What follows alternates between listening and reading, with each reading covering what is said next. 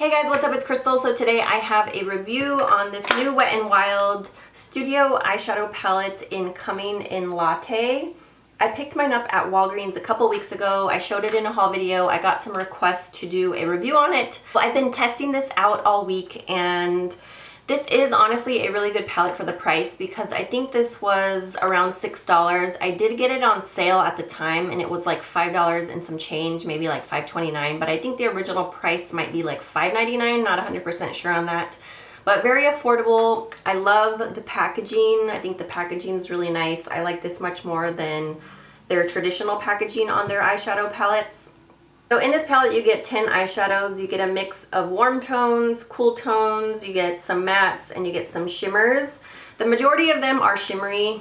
Technically there's only 3 matte colors and there could be a 4th one. I mean, this one I would say it's a matte with a little bit of silver flecks in it, but they're very small. And once you swatch it or put it on the eyes, you really can't see this silver reflex in there. So I mean, you could say there's technically 4 matte shades in here, and the rest do have a shimmer or sheen to them.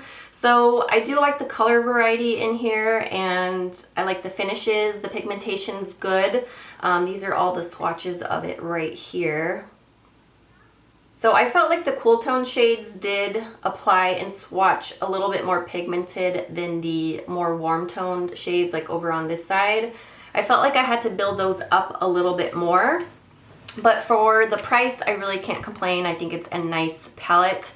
So in here you do get this brush. It's a double-ended brush and it's actually functional. So the brush is nice. It does work. I mean, it's not my favorite brush. I would prefer using other ones over this, but if you were in a hurry or you just really didn't want to reach for another brush, you could use this. So it has a flat side. You could pack color on the lid with that, and then it has this fluffy side which you could place color in the crease with. So it is a functional brush. I'm glad they put that in there versus like a sponge tip applicator that most of us don't use. The only gripe or negative I would say about this palette is that they could have replaced either one of these golds or one of these browns over here. I feel like these are too similar. Like these 2 golds are a little bit different, but not different enough where you need both. And then the same thing with these browns. So let me just show you the swatches. So these are the 2 golds here, and then these are the 2 browns. As you can see, one's a little bit darker than the other, but do you really need both? No, I think they could have replaced one of each of those out with another color. Let me show you the matte shades. This one right here is like a cool tone taupey color. It's matte. This one over here is a dark brown that's matte, and then this is a matte black. This brown here is matte, but it has that silver microfine shimmer in it, but you really can't see it once you swatch it or apply it on the eyes. So technically there's more like 4 mattes in here. This one over here has a slight sheen to it, so that one's more of a satin finish, but I feel like they should have put a warm matte crease color in here. So you have this cool tone matte, which is good to put in the crease if you're using the cool tone shades. But I feel like you don't have one to put in the crease for the warm tone shades, you know what I mean?